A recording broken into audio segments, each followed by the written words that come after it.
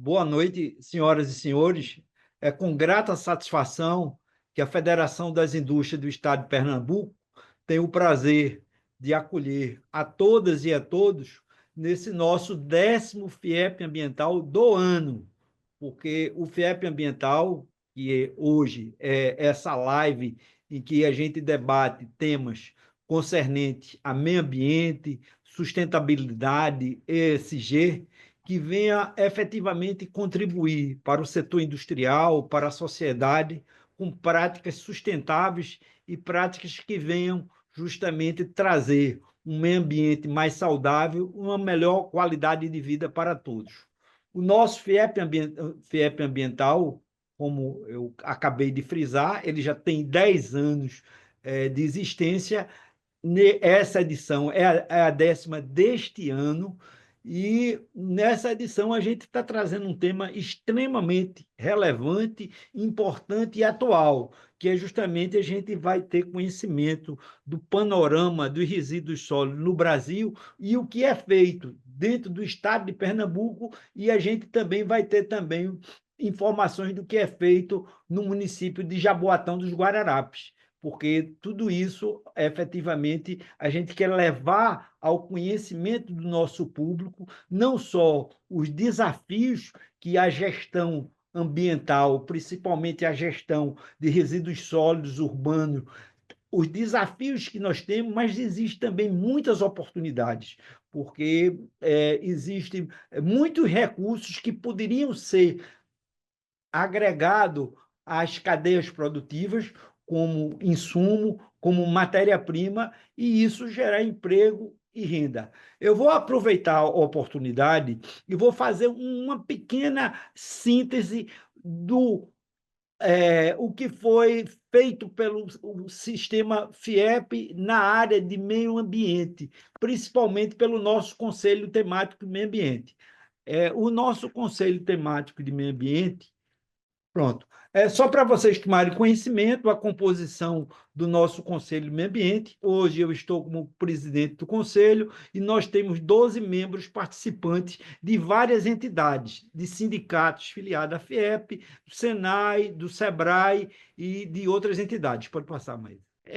Dentro das ações que a gente pode dar como relevante, uma participação da FIEP na segunda conferência de zoologia na indústria. Então, o nosso diretor administrativo da FIEP, Bruno Veloso, que atualmente é o nosso presidente, ele participou do congresso, levando as colocações em que a indústria ofereceu contribuições para esta conferência. Pode passar.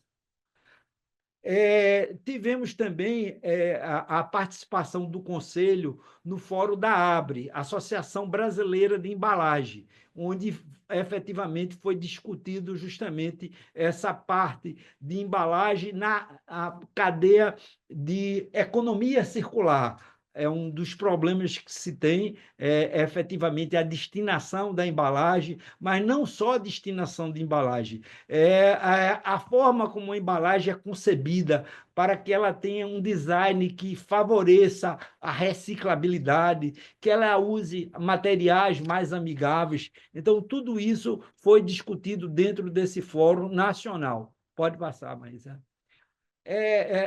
Tivemos também a participação num seminário realizado pelo SEBRAE em maio, falando sobre energias renováveis. Pode passar. O Sindicato de Doces, que é filiado aqui à nossa federação, ele fez também um encontro e a gente teve a oportunidade de trocar informações, escolher alguns subsídios e a gente interagir com um sindicato que é muito atuante aqui na Federação das Indústrias do Estado de Pernambuco. A Sistema FIEP, nós nos engajamos numa campanha de descarte de resíduos eletroeletrônicos. Então, nós, aqui dentro da Casa da Indústria de Pernambuco, nós temos contentores onde são recolhidos eletroeletrônicos no sentido de dar a destinação correta do reaproveitamento e esse descarte efetivamente não venha agredir o meio ambiente, mas, sobretudo, esse possa ser utilizado como um insumo ou uma matéria-prima, pode trocar. Aqui é o Plantar Juntos, que depois Danilo pode até tocar um pouco mais, mas foi no lançamento do Plantar Junto, nosso então presidente Ricardo Essinge participou do Plantar Junto, junto com a governadora do estado de Pernambuco, doutora Raquel Lira, com a secretária de Meio Ambiente do estado de Pernambuco, pode passar. Nós tivemos uma palestra muito interessante aqui com a Ambipar. Vocês sabem que a Ambipar é o maior grupo de gestão ambiental da América Latina. Ele vem crescendo muito e está se expandindo por outros países, já opera em 42 países, e a gente falou sobre economia circular, cidades circulares, e foi muito interessante esse nosso encontro. Pode passar. Aqui uma participação do Conselho Temático na Intersolar, em São Paulo. A Intersolar é uma feira de energia solar fotovoltaica, é a maior feira da América Latina, onde a gente pôde ter conhecimento do que tem de mais novo lançado nesse mercado, e o que sobressaiu foram os BES, que é justamente aquele sistema de armazenamento de energia, que é um dos grandes gargalos da energia renovável, é justamente a sua intermitência. Então, o que pode efetivamente abrandar essa intermitência é justamente no período de uma máxima produção e com a demanda menor, essa diferença ser armazenada através do sistema BESS. Pode passar. O nosso seminário, que um seminário que já é uma tradição na sua 10ª edição, com quase 400 participantes, 95% de aprovação, pode passar, que não... E aqui também um FIEP ambiental que nós tivemos muito importante, com a participação da doutora Ana Luísa, secretária do Meio Ambiente, e também Guilherme Sá, que é o secretário executivo de infraestrutura e na parte de energia, pode passar.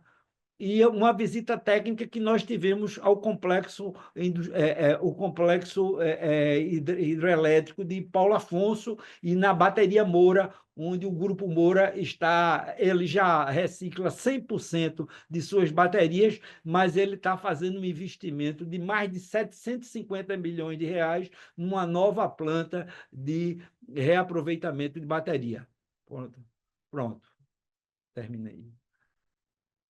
Aí vamos dar início agora ao nosso FIEP ambiental. Teremos 3 palestrantes. Nós temos o Pedro Maranhão, que é o presidente da ABREMA, que é a Associação Brasileira de Resíduos Sólidos. Depois a gente vai ter a palestra de Danilo Nogueira, que é o chefe de gabinete da Secretaria Estadual de Recursos Hídricos, e Fernando de Noronha, e também depois da doutora Lisânia Rocha, que ela é analista de licenciamento do IBAMA, mas que vai nos falar sobre a prática na parte de coleta seletiva no município de Jaboatão. O nosso FIEP ambiental, cada palestrante terá até 20 minutos para a sua palestra.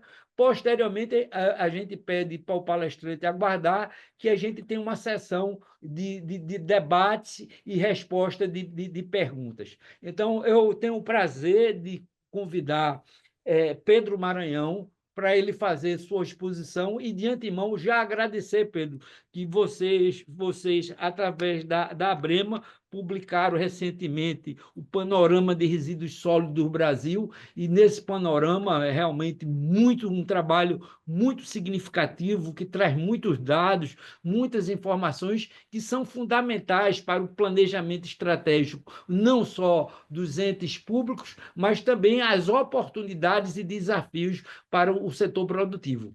Pedro Maranhão, por favor. Muito obrigado, boa noite a todos. Obrigado pelo convite, obrigado pela iniciativa, e parabenizar a iniciativa aí da FIEP, né, em ter essas discussões, esses debates.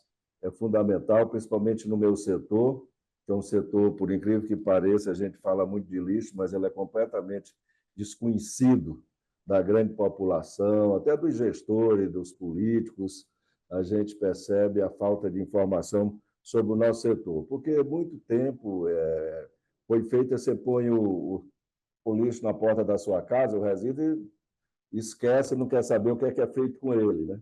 Leva, não quer saber para onde, né? E o que é que fazem com ele. Hoje está mudando, graças a Deus, está mudando, os gestores estão se sensibilizando, as pessoas estão se conscientizando, e realmente o resíduo sólido está na mesa, né, de debate. Hoje se debate muito na questão do resíduo sólido, porque tem uma cadeia produtiva muito rica, né, e contribui muito com a diminuição do gás de efeito estufa, das emissões de metano, do tratamento de chorume, que contamina os lençóis freáticos. Então, hoje o resíduo sólido tem essa característica das empresas que trabalham com resíduo sólido hoje, né? Ela mitiga a questão ambiental 24 horas por dia. Então, as empresas que a gente fez aqui uma transição, que empresas que eram de lixo, hoje são empresas ambientais, né? Porque elas não fazem outra coisa a não ser mitigar a questão ambiental. Mas ainda tem muitos problemas no país para avançar, muito mesmo nessa questão do resíduo sólido, né? Porque ainda nós temos aproximadamente uns 3 mil lixões pelo país afora, né? Isso realmente é uma coisa, eu costumo dizer que a gente vive aí na época medieval, né? E nossa cadeia produtiva é tão rica que eu começo meu dia na época medieval e entro no turno do tempo e termino meu dia discutindo SAF, hidrogênio verde, biometano, biogás, no século XXI. Então, eu saio da época medieval e vou até o século XXI, discutindo toda a cadeia, toda a problemática do nosso resíduo no nosso país. Houve um grande avanço nessa questão aí, principalmente do aproveitamento do resíduo nesses últimos 2, 3 meses, assim, foi fantástico, né, o que aconteceu no nosso país, né? Nós aprovamos o combustível do futuro, onde a gente cria um mercado para o biometano. O biometano nada mais é do que a purificação do biogás. O biogás a gente já produz bastante, estamos produzindo energia elétrica, e com um pouco de purificação do biogás, ele vira biometano, que vai substituir tanto o gás de cozinha, como o gás fóssil, o gás de petróleo, né, de cozinha, o gás para as indústrias, o gás fóssil para as indústrias, e o combustível para os caminhões, para os carros, automóveis. O combustível você substitui tudo por um combustível renovável, que é o biometano. Isso foi aprovado no Congresso Nacional, dentro do projeto de combustível do futuro, e já foi sancionado pelo presidente da República, e nós já temos vários investimentos nesse setor. Inclusive, vai ter um projeto razoável e grande aí em Pernambuco, aí eu não sei se é Jaboatão, acho que da Horizon, que tem um aterro aí, acho que é Jaboatão, se eu não me engano, do Guararapes, né? Então, vai ter isso. Então, isso foi um grande ganho para o setor, né? Criou-se um mercado cativo aí, onde nós vamos substituir, no prazo de 10 anos, 1% todo ano, substituindo o gás fóssil, o gás de petróleo, por um gás renovável. Então, isso até 2035, 2036, onde nós vamos chegar aí a 10%. Porque a molécula do biometano é a mesma molécula do gás fóssil, do gás de petróleo. Então, ele pode ir junto no mesmo duto, é como o etanol da gasolina, né? Lá no final, você liga o carro, funciona, você bota o gás no mesmo duto do gás de petróleo, e lá no final também acende o fogão, movimenta as turbinas das indústrias e movimenta os caminhões, os carros, os automóveis. Então, ele tem a mesma molécula, isso facilita muito o aproveitamento. Faz com que nós caminhamos e avançamos bem na questão da descarbonização da economia. Está sendo tão falada por uma questão do clima, né? Você descarbonizando, você diminui a emissão de CO2, de metano, que aumenta o gás de efeito estufa.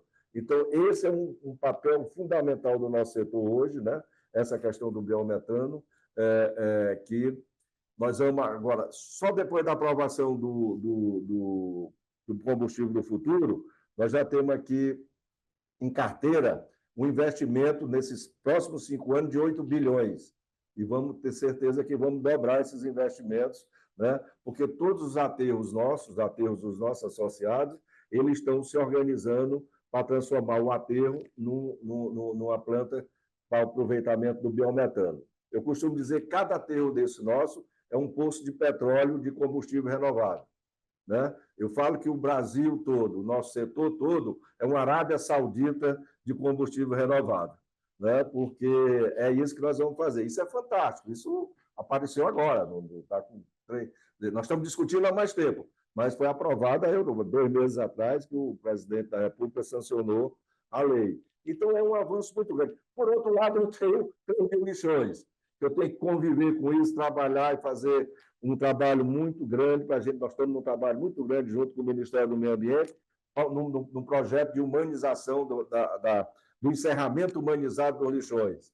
Pernambuco já está na frente, anunciou aí esse ano a universalização, que Pernambuco já não tem mais lixão, foi anunciado aí acho que uns 6 meses, 4 meses atrás, não lembro bem, né, que Pernambuco anunciou isso. Parabéns, tem um trabalho aí do Ministério Público, da Secretaria de Meio Ambiente, do Tribunal de Contas, do gestor, da União dos Prefeitos aí, dos municípios, eu não sei como é que é o nome aí, acho que é a União dos Prefeitos, né, de Pernambuco também, que teve um papel interessante, e principalmente o Ministério Público, um papel muito, muito importante no avanço da universalização aí do nosso resíduo sólido, né? Isso é uma coisa que nós estamos trabalhando, nós estamos com um projeto grande na Bahia agora, né, de encerramento de lixões. A Bahia tem quase 400 lixões, tem muito lixão na Bahia, e estamos com um trabalho junto com o Ministério do Meio Ambiente lá para encerrar, não é nem encerrar, primeiro desativar os lixões,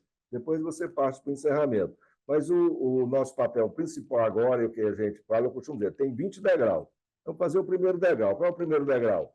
É usar a estrutura que nós temos hoje de aterros, tanto público como privado, né?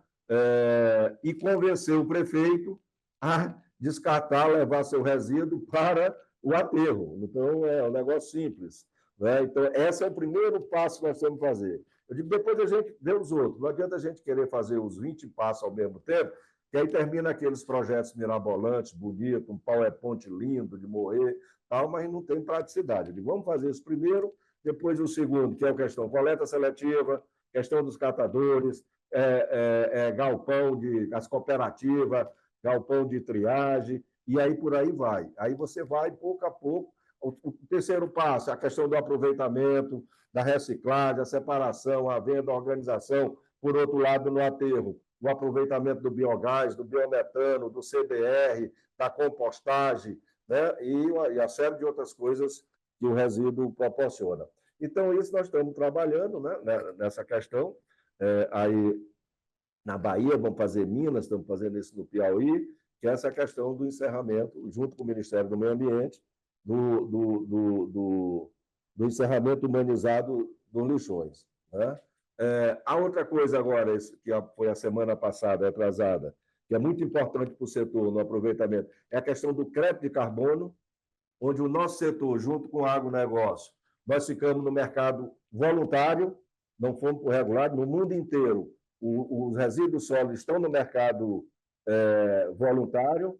Aqui, o projeto que tinha tramitando no Senado, na Câmara e no Senado, eles puseram a gente no mercado regulado, mas nós conseguimos, lá dentro do Senado, houve até uma votação, onde foi vencedor, tirando nós do mercado regulado e levando para o mercado voluntário. Então, os dois setores que estão no mercado voluntário, o agro e o resíduo sólido, né? Onde é muito importante para isso, porque nós mitigamos, nós não geramos lixo, a gente faz é trabalhar o lixo que nós pessoas, né, geramos, né?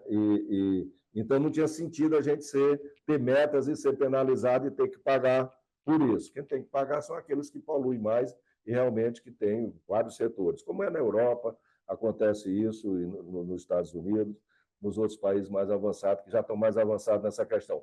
Isso é muito importante porque você tem mais receita acessória, você tem mais dinheiro para poder fazer mais aproveitamento, para poder trabalhar essa questão social, trabalhar a questão dos catadores. Nós temos aí aproximadamente 1 milhão de catadores no país, né, que vivem em situações muito difíceis, complicadas, né? E você faz você vai ter uma receita desse crédito de carbono num fundo exatamente para fazer projetos na linha mais aí do social, né? Estamos discutindo na Casa Civil, discutindo lá no Ministério do Meio Ambiente, né, e no Itamaraty, né, para fazer os nossos acordos bilaterais, para vender o nosso crédito de carbono para os outros países. A questão de tudo isso que eu estou falando, eu já falei aqui no século como é o nome? Medieval, do século XXI, mas vamos para o nosso panorama. O nosso panorama, eu costumo dizer que é uma bíblia, né? Ela passa o ano todo sendo consultado por todas as universidades, órgãos de imprensa, os órgãos de governo, em cima desses dados que a gente levanta o ano inteiro e divulga todo final de ano, né? Nós divulgamos esses dados. Para nossa surpresa agora, né, nós teve um crescimento muito grande na questão da reciclagem, onde nós saímos de 3,1 para 8,5, 8,3, né, na reciclagem, e é muito pouco ainda, mas só o avanço que teve, esse crescimento, já nos deixa a gente um pouco mais otimista, né? Mas ainda é muito pouco em relação, até para alguns países aqui da América Latina, eu acho como o Chile, que já faz 15%, não sei quanto é que faz a Argentina, e outros países que já faz 30%, 35%, 40%, né? Mas nós vamos trabalhar para chegar lá. O que se deu isso? Deu isso. Primeiro, várias políticas públicas de vários estados, e junto com os municípios, implantando a coleta seletiva, né? Então, avançou muito essa questão da coleta seletiva. Em primeiro lugar, as cooperativas se organizaram um pouco, mas principalmente o balanço e o balanço de massa dos catadores informais, que nós conseguimos fazer um levantamento disso, né? Isso foi realmente que deu esse ganho, juntamente com as políticas públicas, e também do Ministério do Meio Ambiente, as portarias organizando a coleta seletiva, incentivando o crédito de reciclagem, organizando os catadores, cooperativa de catadores, onde teve vários incentivos, aí política pública feita pelo Ministério do Meio Ambiente. Então, é um conjunto de fatores que fez com que a gente desse esse salto na questão da reciclagem. Então, isso é um dado muito interessante nos números que foi lançado no Panorama essa semana passada, segunda-feira passada, né? Que mas deixou a gente muito surpreso e vendo que nós estamos no caminho certo. Os outros dados que tem no Panorama, tem vários dados, aí não é difícil enumerar, mas aí tem essa questão que eu estava falando do biometano, do biogás, do biometano, que isso é uma coisa nova no nosso resíduo. Então, vocês terem uma ideia, Fortaleza, 25% do gás hoje que circula nos dutos de Fortaleza é originário de um aterro sanitário através de biometano. Então, isso é uma coisa fantástica. Hoje nós já produzimos aproximadamente 400 mil metros cúbicos dia de biometano. Nós estamos com mais 7 prontos aprovados, que vamos para 1 milhão e pouco. E até nesses 5 anos, acredito que a gente vai para 2 milhões, 2,8, acho que é 2,8 milhões de metros cúbicos. E tem condições de avançar muito mais. Então, isso é uma coisa fantástica no setor que deixa a gente otimista, né? Nessa questão. Não é fácil, é um trabalho difícil, é um trabalho de formiguinha, de convencimento, né? E também, às vezes, um pouco mais duro aí, que é na questão de fazer com que os gestores cumpram a lei. É lei. Você não pode se descartar em lugar inadequadamente, não ambientalmente correto, você está cometendo um crime. Então, o que a gente está fazendo junto com o Ministério Público, os Tribunais de Contas e Secretaria de Meio Ambiente, é trabalhando e conscientizando os gestores que ele tem que levar um local, dar uma destinação ambientalmente correta do seu resíduo. Aí, muita discussão, muita questão, tem coisas curiosas, tem a questão sempre a prefeitura é natural, isso eu conheço muito bem prefeito, vocês conhecem também. Eu não conheço um prefeito que diz, eu estou bem, tem dinheiro na minha prefeitura. Todos eles estão chorando e não tem dinheiro, e falta verba, né? Mas aí uma promotora aí do Piauí fez um trabalho bem interessante, que está servindo de modelo e de incentivo, está sendo educacional, né? Meio na marra, mas está sendo. É uma região lá que a gente fez o mapeamento, o estudo de logística, de tudo, de custo, de tudo, e os prefeitos alegando que, cara, não tem dinheiro, não tem dinheiro. E ela fez um levantamento lá, nessa região, dessas prefeituras, de quanto é que o prefeito gasta com vaquejada, com São João, com show do aniversário da cidade, com carnaval, com time de futebol, e diz, prefeito, você não tem desculpa, não vou pedir para você não fazer esses gastos, que isso é culturalmente, é da nossa cultura, tudo tal, mas dá para você diminuir e dar uma destinação ambientalmente correta para o seu resíduo. Então, eu achei isso fantástico, que eu falo isso em todos os lugares que eu passo. E, aliás, segunda-feira passada, nós demos um prêmio para a promotora, que é a doutora Áurea, lá do Piauí, né? Nós demos um prêmio aqui para ela, fizemos uma homenagem para ela por esse trabalho, que é um trabalho educativo, né? Um trabalho muito interessante. E o prefeito tem que entender que a lei, ele tem que cumprir a lei. Ele que readequa o seu orçamento, que diminui sua folha de pagamento, diminui seus funcionários fantasma, ele que se adequa, mas ele tem que dar uma destinação ambientalmente correta para o seu resíduo. Então, a gente está trabalhando, e de um lado e do outro, claro, tem muito problema, mas está avançando e para surpresa nossa. O senhor procurado por muitos gestores, prefeitos, que dizem o seguinte: rapaz, eu quero uma solução, não aguento mais assinar ataque, Ministério Público está aqui na minha cola, ameaçando, e o que ele responde pelo CPF dele. Né? Então, eu acho que nós estamos avançando. A grosso modo, assim, eu já passei aqui do meu tempo já, são essas as coisas que eu queria colocar e deixar aí na mesa para a gente fazer uma discussão. Lembrando que eu lembrei o nosso, eu não lembro com quem eu conversei com, que eu tenho compromisso às 19h30, mas como em São Paulo, você se deslocar em São Paulo, eu saí daqui para andar 3 quilômetros, vocês andam 100 quilômetros aí para o interior, porque eu trouxe São Paulo nessa época aqui ao inferno e eu tenho um compromisso às 19h30, né, que é um jantar aqui, e eu tenho que estar lá. Mas eu fico à disposição até 19, 19h10, 19h15 aqui de vocês. Obrigado, gente. Pedro, muito obrigado pela sua apresentação. Você fez considerações muito importantes, muito relevantes. Eu só peço para você aguardar um pouco. Você que já você tem esse outro compromisso, mas vai dar tempo de você participar do nosso debate. Agora eu vou ter o prazer e a satisfação de passar a palavra para o amigo Danilo Nogueira, que é chefe de gabinete da Secretaria de Meio Ambiente e Sustentabilidade Fernando de Noronha, que o governo do estado de Pernambuco efetivamente vem tomando muitas ações nessa área de sustentabilidade, preservação do meio ambiente, na parte de regeneração, lançando vários programas muito importantes, como o programa Plantar Juntos, o programa Permeia. Então, o governo do estado está sendo muito proativo. Com certeza, Danilo tem aí muitas informações. Então, Danilo, tenho o prazer de passar a palavra para você.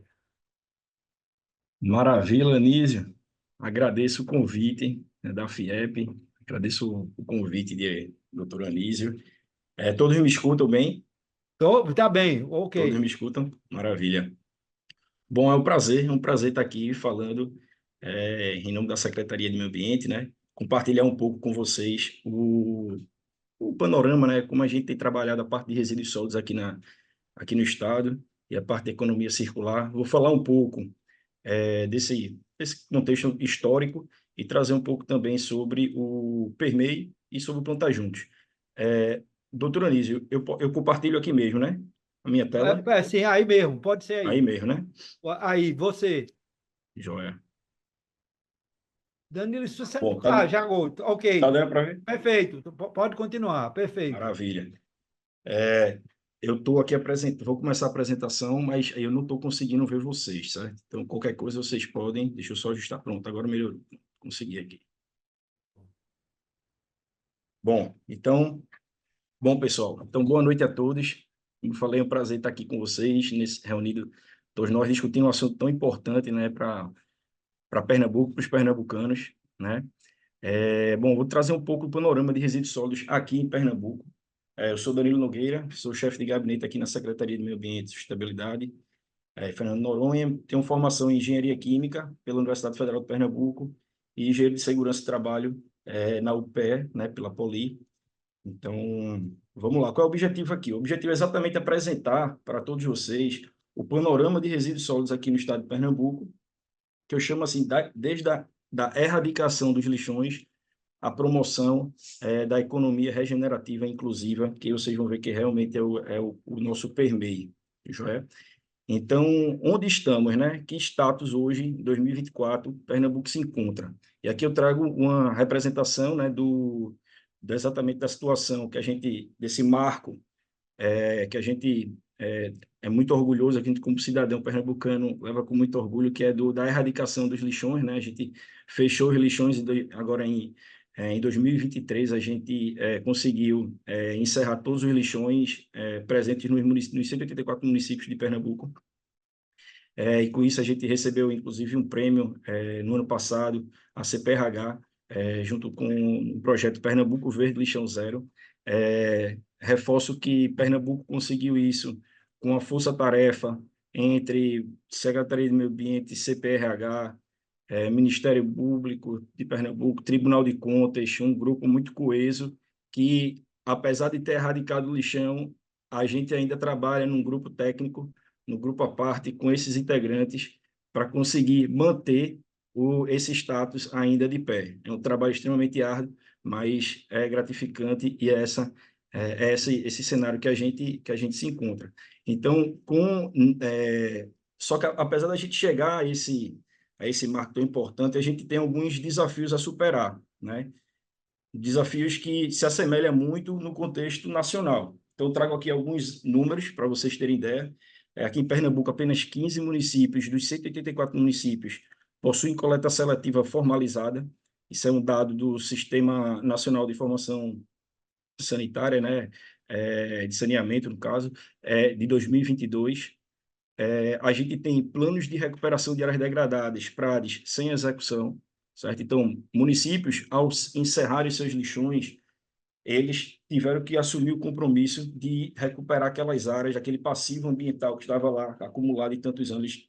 Eles assumiram o compromisso de recuperar essas áreas e muitos deles a grande maioria não implementou, não botou para frente a questão da recuperação dessas áreas. A gente tem uma realidade de cooperativas de catadores de materiais recicláveis com dificuldades de estruturação de suas unidades de triagem de materiais recicláveis. Então, tem baixa formalização, falta de equipamento apropriado, dificuldade de sustentabilidade financeira diante da oscilação do mercado de recicláveis, né? Então, termina que os cooperados eles ficam muito à mercê dessa flutuação e não conseguem, muitas vezes, pagar a conta por essa flutuação. A gente tem um cenário de baixa integração entre vários atores da cadeia de resíduos sólidos, né? Então, é muito comum a gente identificar cooperativas com ávidas para receber material e outros geradores ávidos a fornecer material e eles não se conectam, eles não se encontram, né? Eu estou trazendo esse contexto porque, na sequência, vocês vão ver que são exatamente os trabalhos que a gente está desempenhando exatamente para a gente conseguir vencer esses desafios. Existe um baixo conhecimento e mobilização da população como um todo sobre o tema de resíduos sólidos, sobre economia circular e manejo de resíduos sólidos, como o doutor Pedro falou logo no início. Apesar de ser um tema tão presente na vida de todo mundo, as pessoas, de fato, por onde você anda, a gente vê um nível de consciência se elevando, mas a gente percebe também uma carência de mais informação de qualidade e mais engajamento de forma geral da população. Um outro ponto que eu trago é exatamente o decreto de logística reversa de embalagem pós-consumo e estadual, que a gente está passando por processo de readequação com o decreto federal. O decreto federal 11.413, ele regulamenta, né, a parte dos créditos de logística reversa, enfim, no contexto de embalagem pós-consumo, e a gente entende que realmente é um momento bastante oportuno. E a gente tem estratégia também de tá fazendo a renovação desse decreto para a gente conseguir superar, avançar com essa pauta. Então, diante desse cenário, eu trago para vocês, para conhecimento, o plano do governo de Raquel, né? Então, no plano de Raquel Lira, nossa governadora aqui do estado, em que ela, no seu eixo estratégico sobre cidades sustentáveis e resilientes, ela deixa claro no item 9 que um dos seus objetivos é qualificar a gestão de resíduos sólidos em Pernambuco, promovendo, em parceria com municípios e consórcios intermunicipais, a regularização, a eliminação dos lixões a céu aberto, que no caso aqui seria a manutenção, né, do encerramento dos lixões, a erradicação dos lixões, a regularização de aterros sanitários, bem como a ampliação de logística reversa, a coleta seletiva e a instalação de unidades de compostagem e de triagem. Então, aqui no governo, a gente tem o plano de governo de Raquel como realmente um checklist para a gente ir avançando na pauta. E, diante disso, a gente, aqui na Secretaria, a gente desenhou 4 programas para qualificar a gestão de resíduos sólidos, né? Então, a gente dividiu esses programas e denominamos eles de Programa 1 de aterro de rejeito, o outro programa, Pernambuco Circular, o Profissional Catador, e um quarto programa, que é o programa de digitalização da gestão de resíduos sólidos aqui no Estado, para oferecer maior condições da gente monitorar a gestão de resíduos sólidos aqui no Estado. E aqui eu trago um recorte para vocês de como cada um desses programas eles podem contribuir com a pauta, né, com a política de resíduos sólidos, né? Então, o aterro de rejeito, o foco dele vai ser exatamente a manutenção do status de lixão zero e o aumento da disponibilidade de aterros sanitários para reduzir distâncias de municípios, desonerando custo de transporte. O Pernambuco Circular, que é outro programa, a gente vem com a ideia de fomentar e apoiar os municípios para a implantação de taxa e plano de coleta seletiva. Como vocês viram, apenas 14 municípios 15 municípios possuem a coleta seletiva implantada, e a gente sabe que a coleta seletiva não implantada, ela dificulta bastante o sucesso da reciclagem. A gente tem a reestruturação do ICMS socioambiental, vou falar um pouquinho mais na frente, e o incentivo para empresas selo verde que aderirem a projetos estruturantes de apoio a cooperativas. É uma das vertentes. Na outra linha do programa do profissional catador, a gente tem o aumento do número de cooperativas formalizadas em Pernambuco. A gente acredita que a formalização ela aumenta a capacidade da cooperativa dela firmar, por exemplo, contratos de prestação de serviço, seja com o município, seja com prestadores de serviços, né? Com prestadores de serviço. Então, a gente vê também a necessidade da capacitação técnica, então está dentro do profissional catador, capacitação técnica, jurídica, de gestão, e o fomento à formalização de contratos de prestação de serviços. Como eu falei lá na frente, um dos desafios que as cooperativas têm é a sua sustentabilidade financeira, ou seja, a fonte de receita apenas com a comercialização de material reciclável ele é insustentável. Quando você conversa, onde você chega para conversar, fala que não se sustenta. Então, a gente começa a dialogar com eles a possibilidade, a importância deles começarem a serem contratados pela prestação do serviço de coleta e de separação desse material. Então, a gente começa a dialogar com elas, dizendo, olha, em vez de vocês serem chamados para fazerem irem lá de forma voluntária fazer uma coleta, comecem a cobrar por isso. E a gente já teve retorno de algumas cooperativas muito boas, dizendo, Danilo, sabe aquele grande gerador X, que eu não vou dizer o nome, mas eu consegui fechar um contrato de prestação de serviço lá. Eles estão me pagando agora X por tonelada que eu vou pegar, só pelo transporte. Está vendo aquele grande gerador lá, também consegui fechar outro contrato com ele. Então, a gente está vindo esse fomento, e aí a gente aproveita esses espaços para isso, para dizer também da importância de remunerar eles pela prestação do serviço, né? Então, a gente está indo, todo momento que a gente tem a oportunidade, a gente conversa sobre isso, da importância, e é uma negociação, não quer dizer que seja paga-se muito caro, mas é uma negociação entre os pares ali, mas é importante que a gente reconheça isso como um valor para os cooperados. E o último programa, que seria o de digitalização de gestão de resíduos sólidos, a ideia é a gente realmente trazer uma digitalização para que a gente consiga oferecer maior disponibilidade de informações de forma tempestiva sobre a gestão de resíduos sólidos. Então, sobre a coleta seletiva, sobre os PRADs que estão sendo executados, sobre os aterros licenciados, a quantidade de material destinado nesses aterros. E aí, cada programa tem isso, e a gente está com um portfólio de projetos para cada um desses programas, né? E aqui eu destaco alguns deles. Por exemplo, eu posso destacar aqui o trabalho do fortalecimento do GT do Lixão Zero. Eu posso destacar aqui um acompanhamento dos projetos de estruturação do Serviço de Manejo de Resíduos Sólidos Urbanos, através do PPI Federal, do Programa de Parceria para Investimentos do Governo Federal, em que a gente foi contemplado com 3 consórcios, estão tendo o apoio da Caixa e do BNDES para a estruturação do Serviço de Manejo de Resíduos Sólidos Urbanos em seus consórcios. Eu destaco aqui também a elaboração do decreto do ICMS, Então, a gente estava passando por uma reformulação do ICMS socioambiental, que perdeu um pouco o seu sentido no momento em que a gente alcançou, né, todos os municípios alcançaram a destinação ambientalmente adequada em aterros sanitários. A gente está reformulando, pensando, ainda está em fase de estudos, mas a ideia é você utilizar esse instrumento tão importante para estimular os municípios a avançarem com a parte de coleta seletiva e realmente com a recuperação de áreas degradadas, certo? A gente está em fase de discussão, mas a gente acredita que isso é um instrumento muito importante que precisa ser ampliado o seu escopo para a gente conseguir avançar agora com a coleta seletiva nos municípios. Eu destaco aqui também a capacitação de gestores públicos municipais para a elaboração da implantação do plano de coleta seletiva.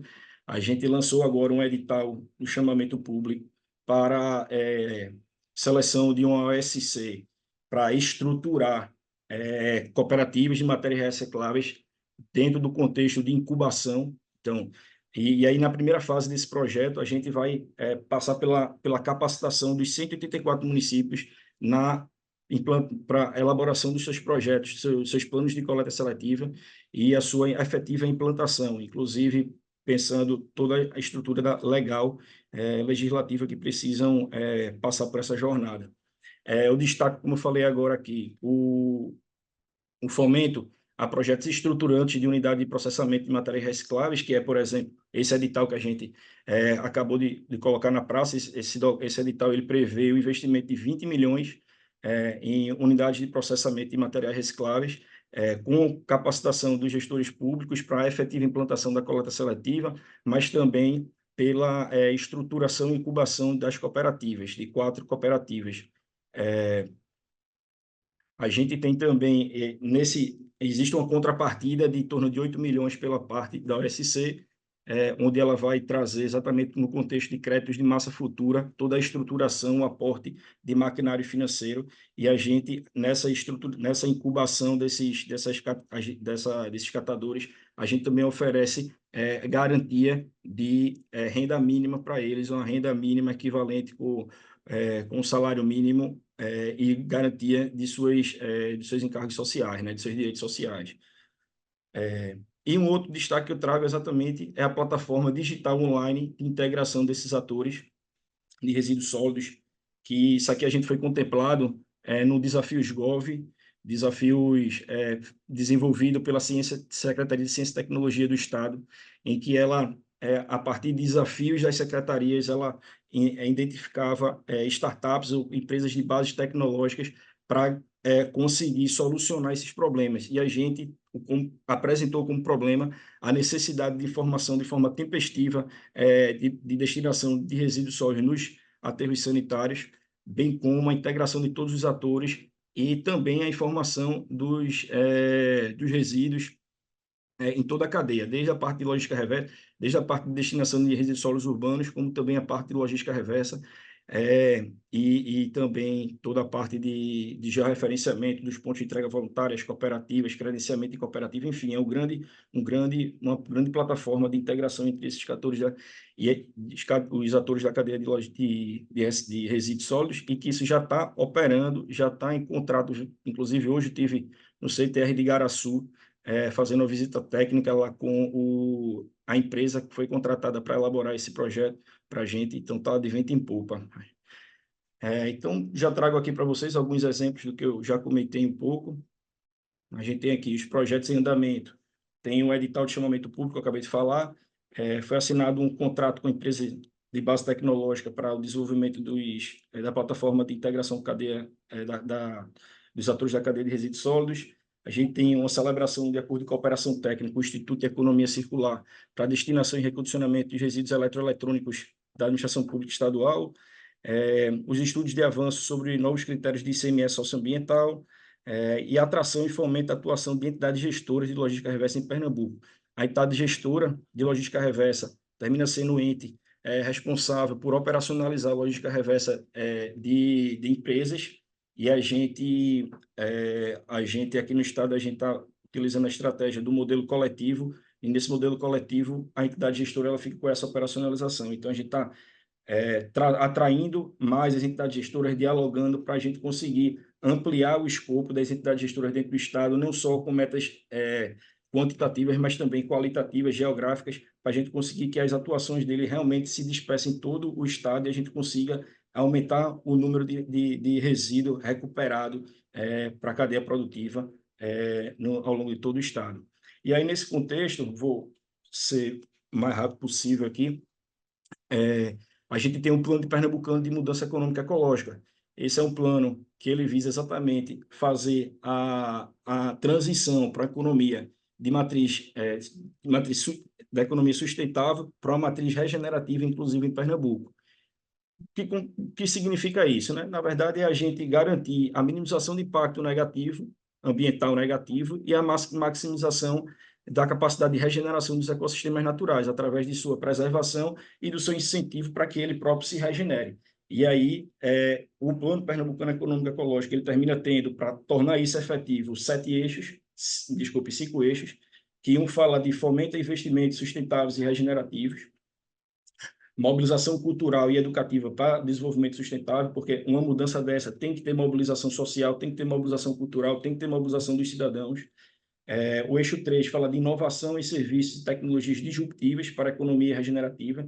Então, aqui mostra exatamente a necessidade da gente trazer um viés forte de tecnologia e inovação para você suportar essa transição, né, da tecnologia de forma disruptiva.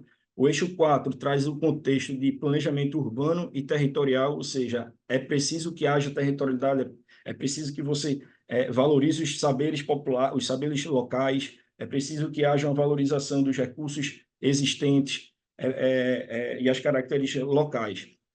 No eixo 5, a gente tem a perspectiva exatamente da promoção da bioeconomia na biorregião do Estado. Então, o Plano Pernambucano de Mudança Econômica Ecológica, ele traz esses 5 eixos na perspectiva exatamente de fazer essa migração.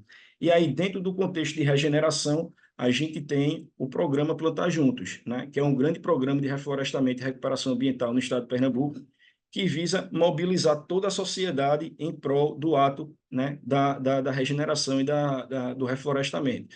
Então, para isso, a gente definiu aqui 4 modalidades, que seriam plantar juntos empresas, plantar juntos municípios, plantar juntos organizações e plantar juntos a educação. E a cada um desses atores, seja empresa, seja município, seja organizações, seja educação, essas organizações públicas, né?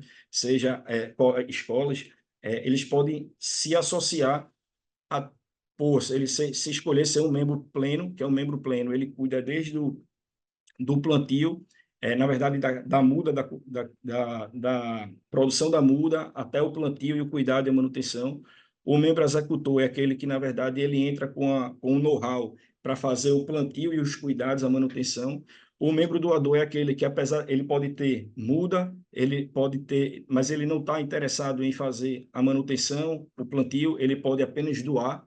E o membro facilitador é aquele que tem área, mas não sabe plantar e nem tem muda. E ele fala assim, eu dou minha área, né? E a gente termina abrindo o leque para que vários atores possam, juntos, integrar essa rede de reflorestamento, esse programa de reflorestamento, cada um com sua potencialidade, com a sua capacidade de doação, com a sua capacidade de mobilização e, realmente, a gente conseguir atingir uma maior área recuperada, uma área de reflorestamento dentro do Estado. A gente sabe que o reflorestamento hoje é fundamental para a contenção de mudanças climáticas, né, das mudanças climáticas, enfim, regula clima, regula ecossistemas, enfim.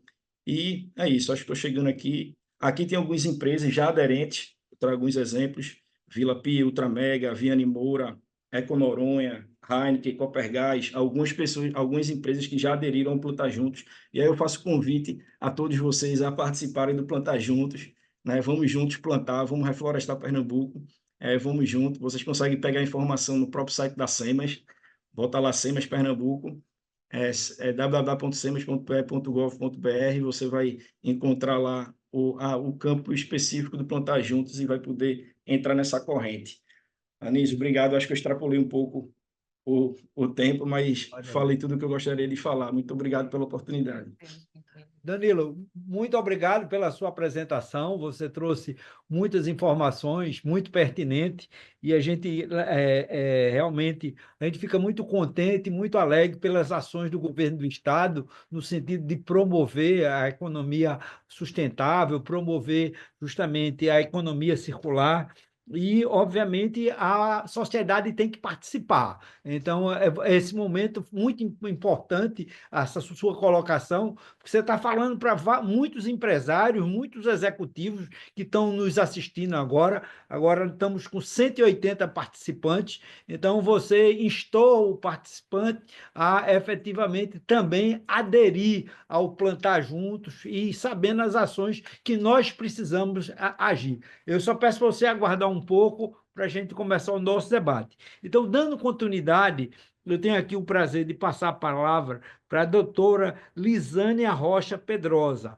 Ela é analista de licenciamento do Instituto Brasileiro do Meio Ambiente, o IBAMA, que está aqui para trazer a sua contribuição no sentido principalmente do que o município de Jaboatão dos Guararapes está implementando nesta área de coleta seletiva, na área de gestão de resíduos sólidos.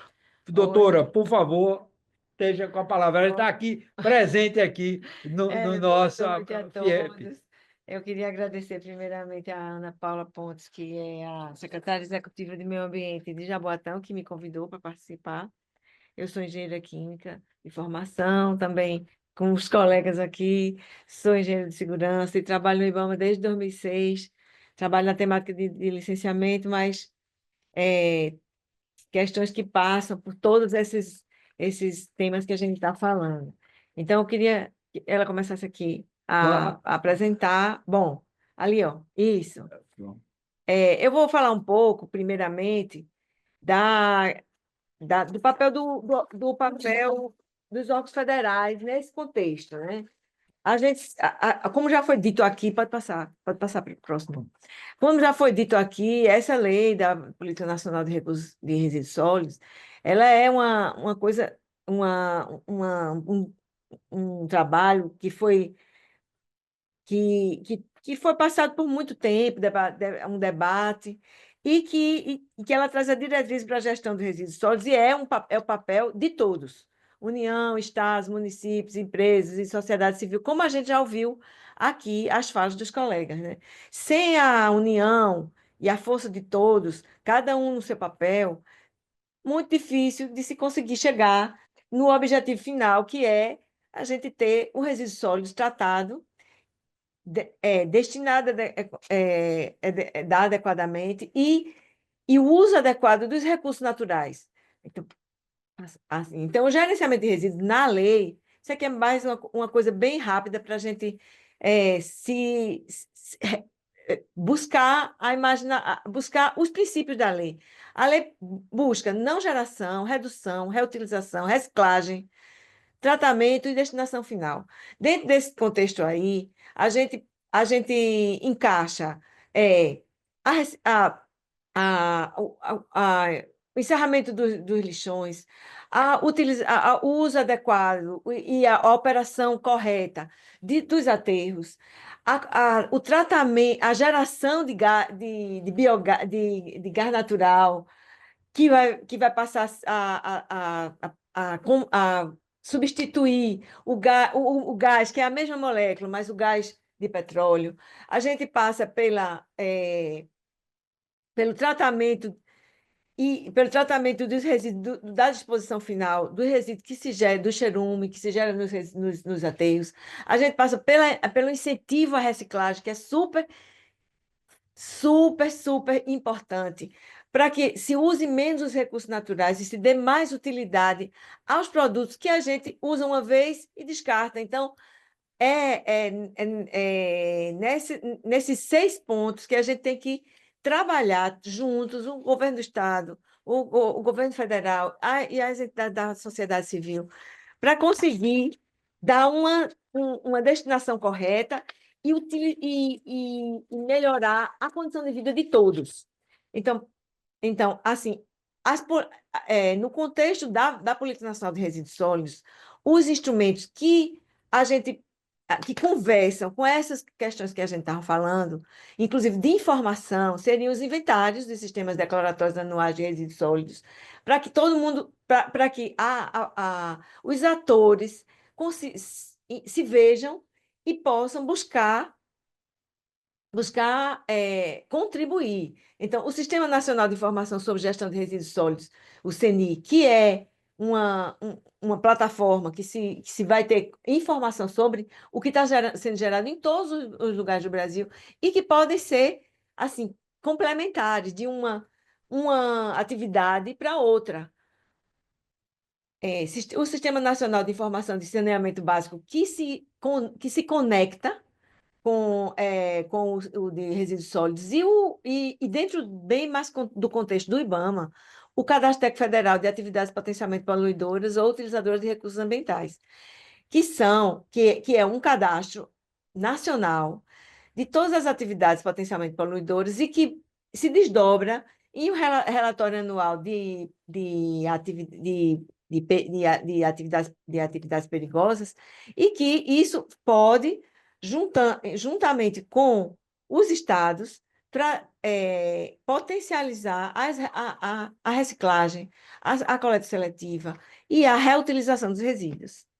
Pode passar. Então, dentro desse contexto, em 2022, foi promulgado esse decreto que traz o Plano Nacional de Resíduos Sólidos, o Planares. Ele é gerido dentro da Secretaria Nacional do Meio Ambiente e Urbano e Qualidade Ambiental do Ministério do Meio Ambiente e busca concretizar as determinações do Plano Nacional de Resíduos Sólidos, que é a lei de 2010. Então, como metas, no horizonte de 20 anos, mas que a gente já conseguiu aqui em Pernambuco, é o encerramento de todos os lixões. A gente aqui em Pernambuco, com o esforço do grupo que foi colocado aqui, da SEMAS, que o colega colocou agora há pouco, conseguiu chegar nisso. Mas existem muitos estados que ainda não conseguiram. E existe também um desafio aí de manter esse marco, de não deixar a coisa voltar, de não ter, de recuperar as áreas degradadas que ficaram e de avançar na recuperação dos resíduos, que é uma das metas, que é a recuperação de 50% dos resíduos gerados, além da recuperação de 25% dos resíduos de construção civil. Pode passar. Então, aqui eu coloquei um pouquinho para dar a importância de que é a recuperação de resíduos. Então, na hora que você recupera resíduos de construção civil, por exemplo, que é o gráfico, o roteirozinho que está aqui, você deixa de consumir a matéria-prima natural, você deixa de consumir areia, você reduz o esforço e a pressão sobre os recursos naturais. Isso numa ponta da cadeia. E na outra ponta, você deixa de destinar inadequadamente os resíduos ocupando, mesmo que seja adequado dentro de um aterro sanitário, mas você tem uma utilização mais nobre. Esse é o grande papel das 6 etapas que a gente falou lá no início. É você se usar mais os produtos da natureza.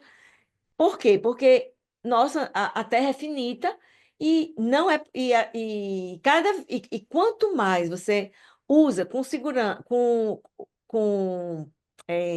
não é com segurança só, usa com propriedade e efetividade os produtos, você vai estar dando mais tempo de vida a esses produtos. Pode passar.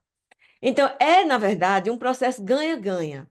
Por quê? Porque na hora que você recicla cada etapa, recicla cada tipo de material desse, você está deixando de consumir os recursos naturais que são finitos e que precisam ser utilizados com maior parcimônia para que as gerações futuras tenham o direito de utilizar também. Pode passar. Então, dentro da competência técnica do IBAMA, a gente fala um pouco do Cadastro Técnico Federal, que é o cadastro de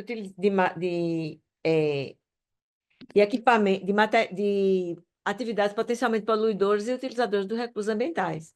Dentro desse contexto, as empresas que se cadastram, elas têm a obrigação de fazer um relatório de atividades potencialmente poluidoras anualmente, e traz também, dentro do contexto do IBAMA, isso é entregue e vai formar a base de relatórios e desses outros cadastros que a gente falou agora, que ajudam a fazer esse link entre quem está produzindo resíduo, quem pode consumir aquilo como subproduto, quem pode transformar aquele resíduo em outro produto, e ajuda também a redesenhar os processos, redesenhar os produtos, as embalagens, a forma de tratar cada questão. Então, aqui eu trouxe um exemplo das questões que o IBAMA trata especificamente, que são os agrotóxicos. Então, na logística reversa, você ter o retorno das embalagens de vazio de agrotóxico para os fabricantes, pode passar. No caso das baterias, que já foi falado aqui, o retorno do material, das baterias para reciclagem e recuperação dos plásticos, dos metais pesados reutilização dentro da nova, entrando de novo na cadeia produtiva. Então, isso você recupera e deixa de consumir produtos naturais das jazidas.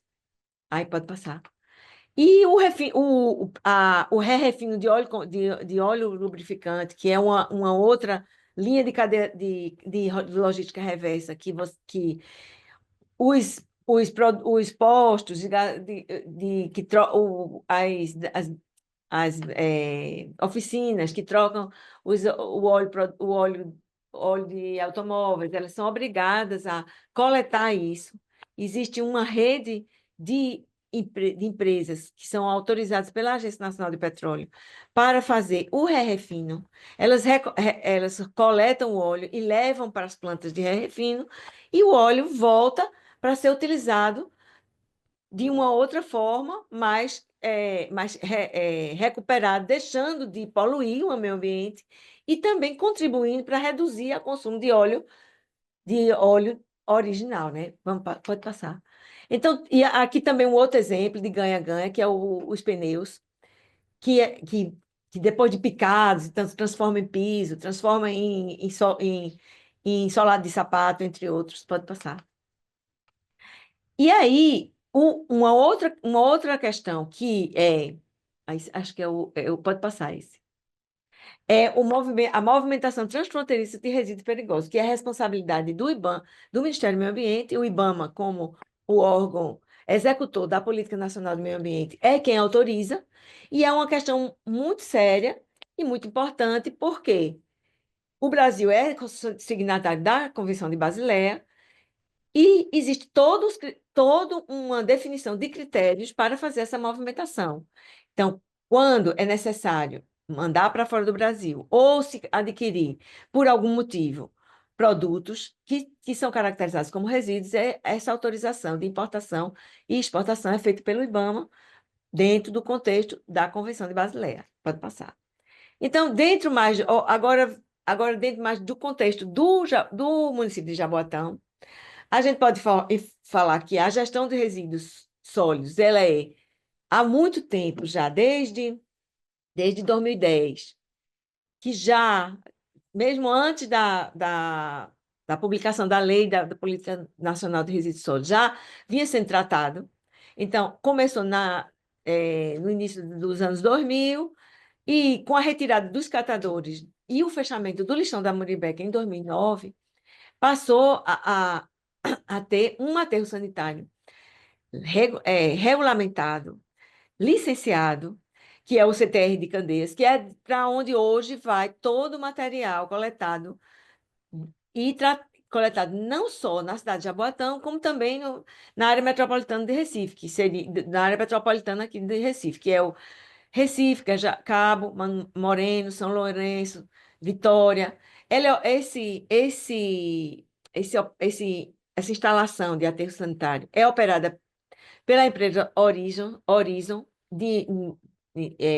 através de terceirização e de acordo de concessão, e que ela já, inclusive, tem, como foi falado no início, um trabalho de geração de recuperação de metano, que vai gerar energia e outros produtos. Vamos passar.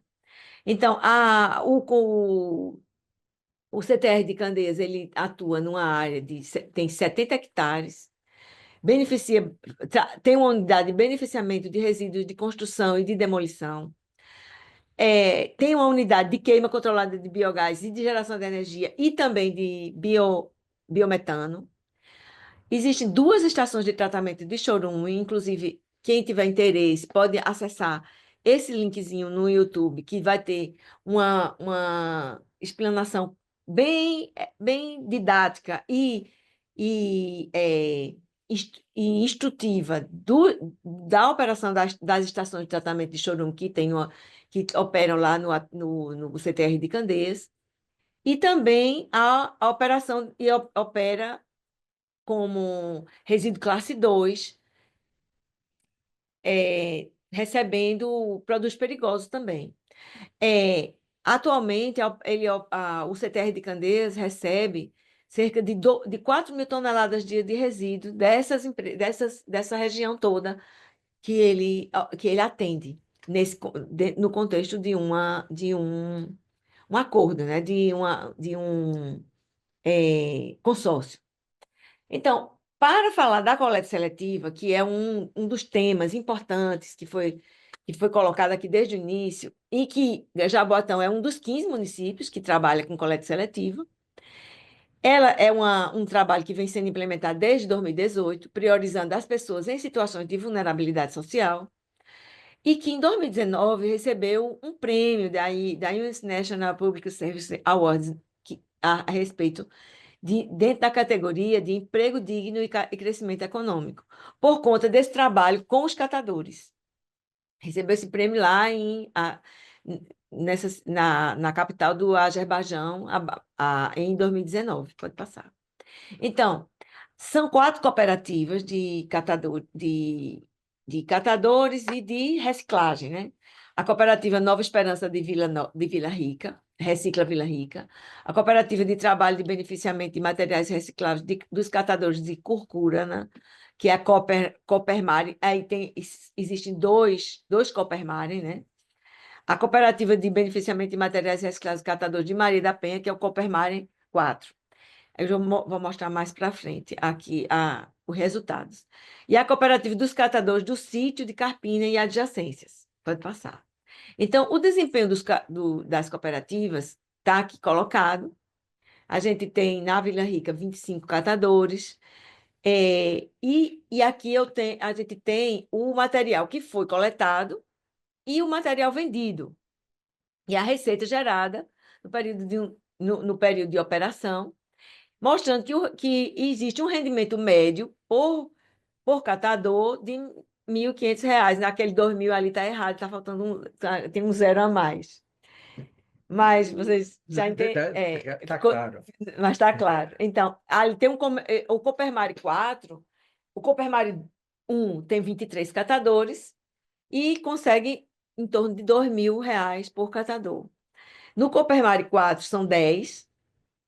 A quantidade de resíduo coletado foi menor, e também acaba que a quantidade vendida também pequena. E aí, o rendimento médio, também porque tem menos cotadores, ficou em torno de R$ 1.900. E a última, a sítio Carpina 3, são 22 catadores, consegue um rendimento médio de R$ 2.000. Isso aí é uma coisa muito importante de ser estimulada, porque gera renda para a população, é uma oportunidade de educação ambiental, é uma oportunidade de valorizar o trabalho dos catadores. E, como disse o colega, pode mudar até o patamar, em vez de ser vender só o resíduo, vender o serviço. E isso já que não existe mais, todo o resíduo sólido do estado de Pernambuco está indo para um lugar, para uma destinação adequada, a etapa que nós precisamos avançar é justamente a reciclagem, que passa pelo trabalho de coleta seletiva. Então, vamos para o seguinte. Então, entre os desafios, assim, as coisas que é preciso, o que é que a gente tem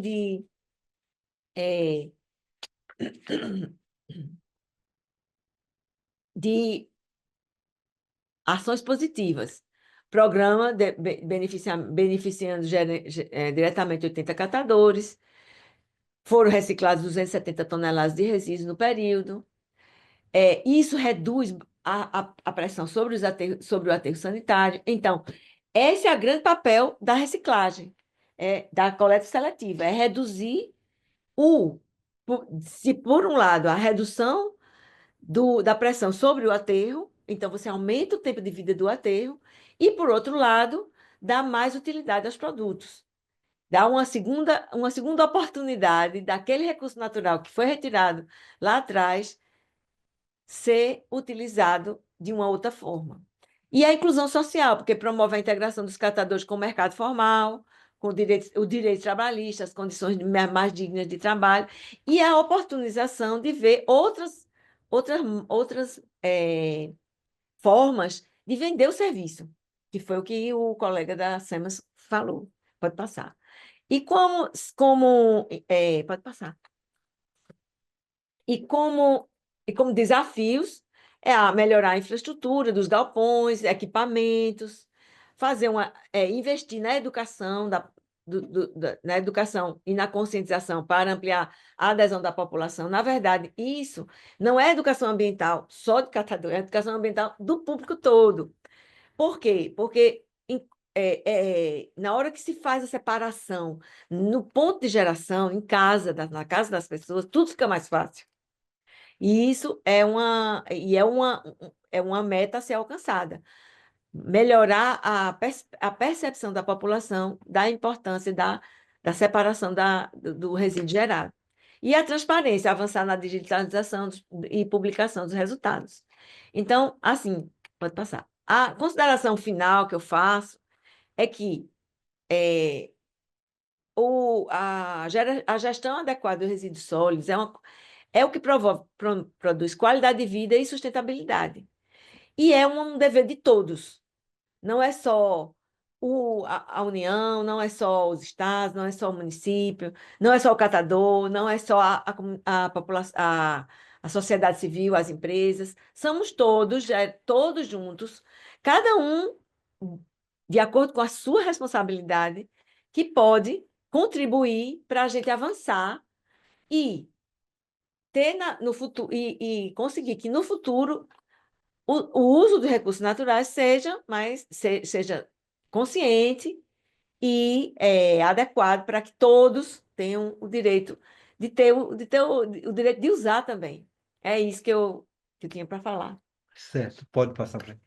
Eu quero agradecer a Lisânia pelas as colocações que ela fez, muito importante, muito pertinente, e mostrando uma prática. Eu acho que as 3 apresentações elas se articularam muito bem. Então, o Pedro está com horário, aí, Pedro, eu já vou lhe fazer uma indagação. Primeiro, parabenizar pelo panorama que a Abrema publicou, o Panorama de Resíduos Sólidos Urbanos do Brasil, mas eu verifiquei que, pelo panorama que foi levantado, o Brasil como um todo, no ano de 2023, gerou algo em torno de 81 milhões de toneladas de resíduos sólidos urbanos. 81 milhões, arredondando. O que é que eu verifiquei aqui no panorama?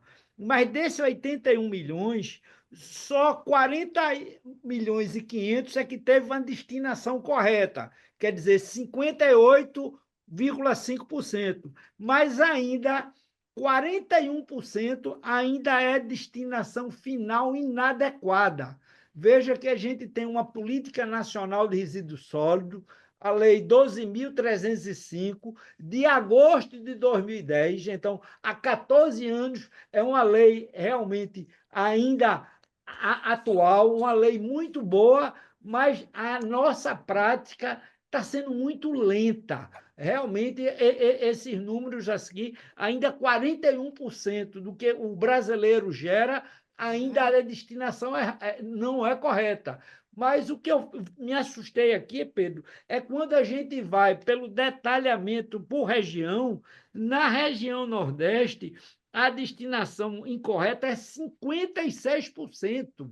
Então, o Nordeste, 56% do resíduo sólido gerado na nossa região Nordeste é dado a uma destinação, lamentavelmente, incorreta. O que é que você acha que nós podemos fazer no sentido de acelerar esse processo? Que nós precisamos fazer uma ruptura, e não é fácil, porque isso tem vários aspectos entrelaçados, educação ambiental, a parte de costume, é a parte de infraestrutura, é a parte de incentivo, mas você, com sua experiência, o que é que você nos orienta no sentido de, juntos, toda a sociedade, a gente pode levar de informação, de dados, para a gente reverter todo esse plano, e principalmente aqui na região Nordeste. Por favor, Pedro Maranhão. Em primeiro lugar, seguir o exemplo de Pernambuco, né? Um lixão zero aí. Né? Esse é um bom exemplo, né? Sergipe também fez e Alagoas também. Sergipe está fazendo. E Alagoas também já fez até antes de Pernambuco, né? Então, aí é meu grande argumento nas minhas reuniões, que eu passo o Brasil inteiro discutindo com os gestores. Lá na Bahia mesmo eu estava discutindo, em Minas Gerais, quando vieram a falar da questão municipal, da questão econômica, eles se apegam muito à questão econômica. E eu pergunto, vem cá, o município de Alagoas é mais rico do que o da Bahia, do que o de Minas? Ou como? Então, não tem essa desculpa, né? Nós temos que cumprir a lei, né? E daí o papel fundamental do Ministério. Parece simplista, assim, e a gente fica pegando só pela questão da punição, da obrigação, mas eu já passei da fase do convencimento, que eu não conseguia. Então, eu acho que nós temos que endurecer um pouco mais, ser um pouco, meter, como a gente diz aí no Nordeste, eu sou nordestino também, meter o dedo na ferida. Não tem essa, não, nós temos que meter o dedo na ferida e fazer. E hoje eu sinto que tem. Quando a gente mostra os custos, que a gente faz um belo trabalho de logística, levantando custo até por munícipe. Quando a gente mostra para o prefeito, olha quanto é uma cidade de 20, 30 mil habitantes, olha quanto é que você vai gastar, 30 mil, 40 mil por mês. Ele diz, mas é só isso, é R$2,80, entre R$2,80, R$2,50 e R$3 por munícipe, por mês. Então é o seguinte, falta aí da gente realmente ter iniciativa e vontade de fazer. Faz quando a gente explica, mostra, aí ele se convence que realmente tem que fazer. Então, isso é a coisa. A questão da educação, a coleta seletiva, que estava falando o Danilo, a professora aí do IBAMA, também é fundamental esse negócio da educação. E, como eu falei lá no início, a desinformação. Quanto mais você se informa, a gente percebe que se avança mais ainda. Mas nós temos assim, exemplos gritantes. Nós estamos fazendo esse trabalho que vai ser fantástico na Bahia, por quê? Porque nós conseguimos sentar na mesma mesa Ministério Público, Tribunal de Contas, Secretaria do Meio Ambiente, Secretaria de Desenvolvimento Urbano, Agência Reguladora, Ministério do Meio Ambiente, União dos Prefeitos e nós. Pusemos na mesma mesa. Gente, está aqui o problema, está aqui a solução. E eles resolveram abraçar e fazer, nós estamos avançando e vamos fazer agora no dia 29 e 30 de janeiro, a apresentação de todo o estudo logístico e junto com o Ministério Público e a União dos Prefeitos. Então, avançar, eu dou exemplo do meu estado. Eu sou do Maranhão, e lá nós temos 219 municípios, 217, não sei exatamente, 7 milhões e 200 mil habitantes, nós temos um aterro, né? Atende 13, 14 cidades. Então, logo nós temos 200 lixões. Vai para o Pará. O Pará, teoricamente, hoje não tem nenhum aterro, porque o aterro que tem foi prorrogado, o aterro que tem em Belém foi prorrogado, ele já venceu o prazo, mas ele foi prorrogado porque não tem onde botar o resíduo. outra empresa ganhou, está fazendo Ô, Pedro, desculpa eu lhe interromper. Como é que o Belém do Pará vai sediar a COP30 que não tem um aterro? Não, eu explicar. Não tem um aterro hoje, é o seguinte: o aterro que tem, ele já venceu o prazo, prorrogou-se por mais 1 ano e meio, né, para poder, senão não tem como botar o resíduo de Belém. Né? E uma empresa ganhou agora uma licitação, vai fazer um aterro, vai demorar 3 anos, né, um aterro para atender Belém. O Pará em todo só tem esse aterro, não tem mais outro. Você pegar no Amazonas, só tem um aterro em Manaus, o resto não ter.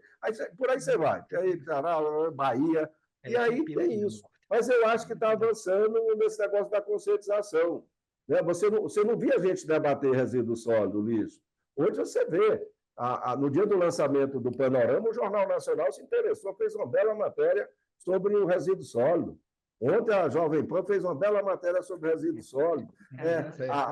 O Globo, a Folha de São Paulo, o Estado, o Valor Econômico, os jornais regionais, todos falam sobre resíduo sólido. E isso é importante. Essa conversa, esse debate, isso que vocês fazem, vocês não imaginam o efeito multiplicador que tem isso. É fundamental, é muito importante debater e dizer o seguinte: eu quero saber o que acontece com o lixo que eu ponho na porta da minha casa, prefeito. Né? Agora você tem que cobrar. Né? E ele tem que dar uma destinação ambientalmente correta. Então, acho que nós estamos avançando muito. Eu sou otimista. Doer é difícil, mas nós estamos avançando. 3 mil lixões, porque tem muito, como é o nome, aterro que eles chamam controlado, que para mim é lixão. Aterro que não trata chorume, não trata gaseificação, não tem, é lixão. Não tem conversa, não tem enrolação, não. Eu vou só falar uma coisa que você falou, que ela estava falando do aproveitamento aí. Tem um exemplo ali em Cariacica, no Espírito Santo. Lá tem um site que tem um aterro, e dentro desse site tem 14 empresas fazendo aproveitamento de algum tipo de resíduo. Eu vi lá o negócio do óleo combustível, eles aproveitam o óleo de cozinha dos restaurantes, o vidro, o pneu. Temos 14 empresas. É um exemplo assim, fantástico. São 14 empresas dentro do site fazendo aproveitamento de resíduo. Então, nós temos vários exemplos e estamos avançando muito bem nessa questão, e a solução é essa mesmo. É a união, como ela falou, junto, ninguém faz sozinho, tem que ser todos unidos, né? Ministério Público, Tribunal de Contas, Governo Federal, Governo Municipal, União dos Prefeitos, a sociedade civil, as ONGs que têm interesse na questão ambiental, tudo isso ajuda. As entidades que mexem com logística reversa, a Bividro, a Biplast, e as outras de papel, de papelão, tudo isso vai somando. Nós fizemos um seminário aí na Bahia de logística reversa, nós levamos todo esse povo para discutir a logística reversa na Bahia. Né? É muito interessante podermos organizar uma em Pernambuco também, muito interessante. Então, eu acho que a solução, que eu estou dizendo é o seguinte: em primeiro lugar, siga o exemplo de Pernambuco. Siga o líder, O Pernambuco modelo. Acompanhe o líder. Né? Tá bom, muito obrigado mesmo. Só para dar só uma informação: o Panorama está disponível gratuito no nosso site, dabrema.com.org.br. Quem entrar lá tem acesso a todas as informações do Panorama que nós acabamos de lançar aqui em São Paulo. E também nós vamos disponibilizar todos os participantes dentro aqui do site da Federação das Indústrias. Todos os participantes vão poder acessar e baixar esse trabalho maravilhoso, o trabalho do Panorama. Eu só quero pedir uma coisa, realmente eu tenho que sair, mas eu quero pedir... Não, eu só quero lhe agradecer pela participação. Não, mas eu quero pedir... E parabenizar pelo trabalho. Eu quero só pedir, a última coisa que eu pedi: quando eu for a Pernambuco, não me deixe de me levar para comer no Bode do No. Tá? Aí na praia. Tá bom?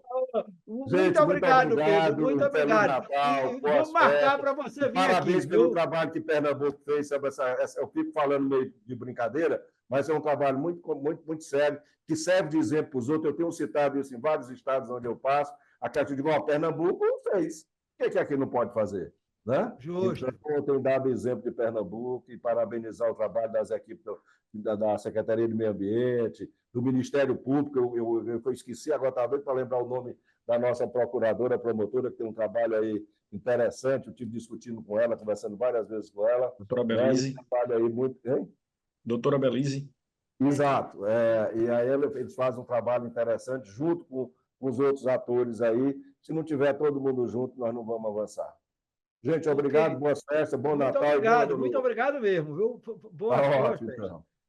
Agora eu vou, Danilo, por favor, veja o seguinte: a gente sabe que pela composição gravimétrica do resíduo sólido, quase 50% é matéria orgânica. E a gente não sente aqui em Pernambuco uma presença de compostagem, porque a matéria orgânica deveria ser compostada.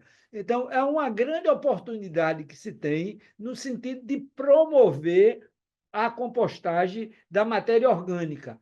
Outra grande oportunidade que a gente tem aqui de negócio, que eu estava aqui discutindo com a doutora Lisânia, principalmente nessa parte de refino de óleo lubrificante, o óleo lubrificante é juntado aqui em Pernambuco e vai para a Bahia ser refinado. Então, você veja o custo de transporte. Então, uma alternativa que a gente precisa fazer é justamente criar incentivo para alguma empresa de refino se instale no estado de Pernambuco, porque isso vai diminuir o custo de frete e, com isso, a gente vai ter uma efetividade maior no tratamento desse resíduo, que é um resíduo sólido perigoso, está entendendo? Extremamente sério. Então, quais são suas considerações sobre esse tema? Se me permite, só mais uma questão. Um momentinho só. Lisânia está querendo fazer a colocação. Só nessa questão que ele colocou de refino e de coleta, Pernambuco tem uma vantagem comparativa bem interessante, que é estar assim, no meio equidistante de praticamente todas as capitais do Nordeste. Então, se você fizer um raio de 300 quilômetros, você tem praticamente todas as... Salvador, Fortaleza. Você só fica faltando Salvador e Fortaleza. Não, que fica no 800 quilômetros. Fica 800 quilômetros, mas 300, você tem Natal, João Pessoa, Alagoas, Sergipe e Maceió. Então, realmente, é interessante essa colocação de ter um incentivo para ter aqui um refino. É só isso que eu queria. Vamos ouvir Danilo. Maravilha, maravilha. Ótima pergunta, Anísio. Ótimas perguntas, né? Foram duas perguntas aí. Sobre o primeiro, a questão da matéria orgânica, né? De fato, a gravimetria padrão aí nacional, ela gira em torno de 50% de matéria orgânica, né? E 50% seco. E aí a gente fala que eu acho que é o grande desafio na gestão de resíduos sólidos urbanos é exatamente a questão do papel da população na fonte, né? Porque a segregação, o sucesso tanto da compostagem como a biodigestão ou como a reciclagem, ela vem da fonte. Então é você, cidadão, eu, cidadão, nós, população. Nós temos que ter esse conhecimento e termos esse papel, esse compromisso da gente conseguir, de fato, fazer a segregação desse material.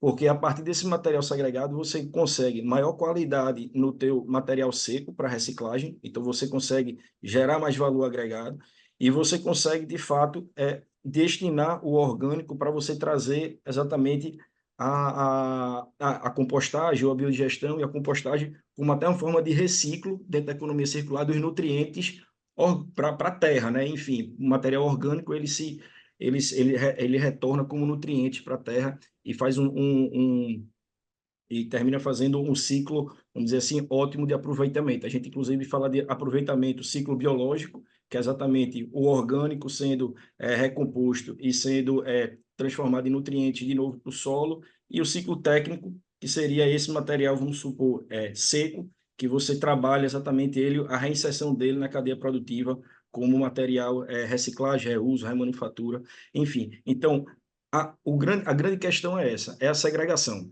Então, hoje, aí eu digo, hoje as estratégias hoje adotadas por nós, a gente está de olho no orgânico, mas por conta da maturidade da população e infraestrutura, hoje, por exemplo, não existe cooperativa que trabalhe com material orgânico, né? Eu desconheço, a gente já conversou várias vezes, o foco dela é mais material seco, reciclado.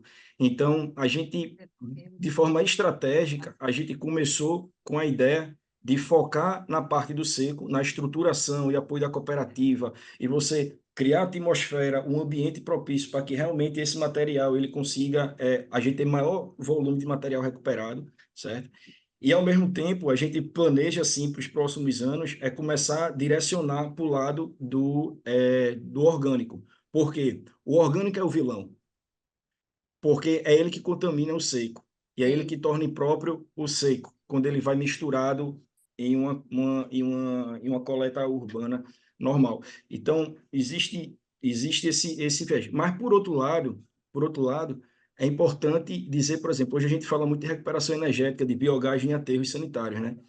Na verdade, isso só é possível por conta de uma distorção do processo, por conta exatamente da matéria orgânica que termina indo dentro misturado, e aí ele vai para o aterro sanitário, né? E aí dentro do aterro sanitário, essa matéria orgânica dentro de uma atmosfera sem oxigênio, ele sofre uma decomposição anaeróbia, gera o biogás, né? Gera o biogás e aí você termina aproveitando, se torna um potencial, se torna uma oportunidade para o operador de aterro você capturar aquele biogás e realmente fazer a recuperação energética dele. Afinal de contas, ele é extremamente poluente, né? Ele é muito mais poluente do que o CO2, ao mesmo tempo ele tem um poder calorífico muito bom que pode ser utilizado como matéria para recuperação energética, no caso como energia, né? Combustível para geração de energia. Então existe eu diria assim, para matéria orgânica é isso, compostagem sim, mas a gente tem que focar na etapa de segregação. E aí é onde eu trago os elementos. Eu falei até os desafios, seria a conscientização da população, né? Você não lembra, não sei se você lembra, no slide eu coloquei no final que é a conscientização. A gente tem focado na estratégia da gente 2025, aumentar muito a questão de comunicação, em termos de educação mesmo, ambiental para o pessoal. Numa perspectiva de que esse ano a gente está fazendo estruturação de cooperativas, apoiando a estruturação de cooperativas, fortalecendo elas, entendendo elas, conhecendo elas, entendendo que o cidadão comum, no momento que ele fizer essa agregação, ele vai dizer assim, ok, segreguei, mas levo para onde? Eu preciso saber para onde levar, eu preciso ter instrumento de levar, eu preciso, né? Então, tanto a cooperativa, você deixar disponível a informação para o usuário, né, para o cidadão, que quais são as cooperativas que estão ali habilitadas, próximo ao seu bairro, né, para ele ter acesso e chamar eles para fazer uma negociação de contrato de prestação de serviço, por exemplo, e fazer aquele recolhimento, ou até mesmo se a cooperativa ela quiser, não, eu só quero para doação mesmo, só quero pegar esse material é tão bom, com qualidade, eu faço questão de pegar. É uma opção dela também. Tá entendendo? Mas na sequência, então, esse ano a gente está pensando nisso, para o próximo ano a gente realmente vir com a educação ambiental e focando. A gente entende que depois a gente conseguir essa maturidade um pouco maior, a gente consegue, sim, aí na parte de educação, a gente começa a botar os elementos da compostagem. Então, exemplo, a gente busca trazer em discussão como essa, Anísio, empresas que fazem compostagem. Então, comuniquem, né? Vamos abrir canais de discussão, de debate para as pessoas, os cidadãos comuns, eles conhecerem e que se interessarem em fazer isso dentro da sua residência e, quando que se interessarem, saber onde procurar o serviço para executar. E aí é onde entra aquele quarto programa da gente, que é a da plataforma de gestão de dados, de atuação, integração entre os atores da cadeia. Porque lá dentro dessa plataforma, a gente pretende colocar exatamente todas que trabalham com compostagem, que trabalham com biodigestão, os geradores que trabalham, por exemplo, se eu tenho óleo lubrificante lá e eu estou doido para refinar esse material, tá entendendo? Se eu conseguir fornecer, se eu consigo encontrar, através desse matchmaking, desse ambiente de match, né, de encontros dessa plataforma, eu consigo encontrar uma empresa interessada nesse processamento, eu diminuo o meu raio de ter que enviar lá para processar lá em São Paulo, por exemplo, né? E aí termina respondendo também o segundo ponto, Anísio, que é isso. A gente entende que essa plataforma, que inclusive a plataforma, quando a gente colocou na proposta para a Secretaria de Ciência e Tecnologia, a gente incluiu exatamente o contexto de simbiose industrial. né? A gente trazendo um panorama da simbiose industrial. Em que perspectiva? Exatamente esse, de você ter um resíduo de tal forma que se torne transparente, visível, que os resíduos de unidades industriais que possam ser potenciais matérias-primas para outras indústrias da região, elas possam se conhecer, se conectar e fazer operações, né? Fazer, enfim, trocas e tudo mais. Então, hoje a gente está com isso rodando, né? É um trabalho, foi uma oportunidade gigante que a Secretaria de Ciência e Tecnologia ofereceu para a gente, né? Porque abriu esse edital e a gente conseguiu trazer trazer esse problema e uma empresa de base tecnológica com inteligência artificial, toda a parte de inteligência de dados, enfim, a gente está trabalhando em conjunto para fazer essa entrega. É isso, acho que eu respondi bem, me Pronto, empolguei, mas acredito que eu eu tenha vou respondido. aproveitar. Chegou uma pergunta aqui muito interessante para você. Como Tá. ficará o ICMS socioambiental na reforma tributária? Eita, eita, eita, eita. Boa pergunta, viu? Boa pergunta. Na verdade, essa eu não vou saber precisar, viu? Não vou poder trazer. Mas acontece que a gente, de fato, existe uma movimentação no Estado para a gente fazer para a gente reposicionar, né? Recolocar o ICMS socioambiental, o critério de ecológico, com alguns instrumentos ali para impulsionar a cadeia, né? A cadeia de reciclagem, né? Hoje está regulamentado a última renovação, o último alteração da legislação do ICMS socioambiental aqui no estado, ele coloca como sendo 1%, né, o porcento da parte de resíduos sólidos destinado para os municípios que atenderem aos critérios de gestão de resíduos sólidos disciplinados pelo Poder Executivo. E é isso que a gente está trabalhando junto com a Secretaria da Fazenda, a gente com a Secretaria de Planejamento, para ver os impactos aos municípios que hoje eles estão, que já atendem, né, já recebe 100%. A gente quer fazer de uma forma não, muito tranquila, muito pacífica, para que isso não saia, porque a gente tem que moderar bem para que isso não se torne, na verdade, um impeditivo e uma motivação para abrir novamente os lixões, né? Então, a gente tá moderando bem essa questão. Ok, muito obrigado. Eu vou aproveitar aqui a doutora Lisânia, e a gente sabe a posição extremamente fragilizada das cooperativas e associação de catadores, não só na parte de gestão, na parte administrativa, como também na parte operacional.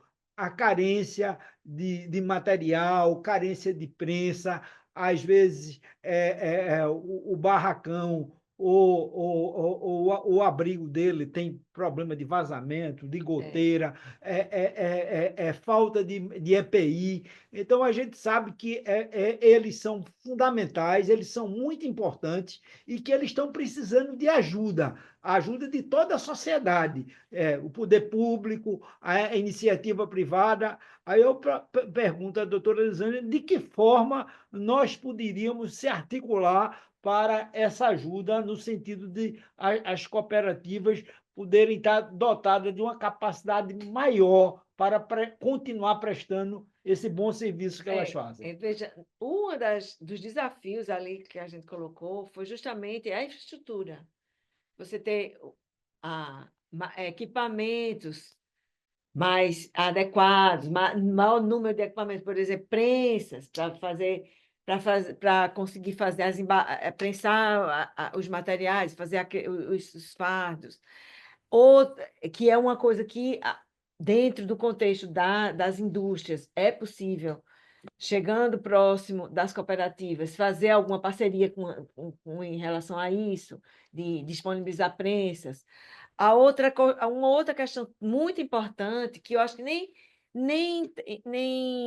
envolve muito recurso, mas é treinamento de segurança do trabalho, por conta de que é necessário saber usar aqueles equipamentos para evitar acidentes.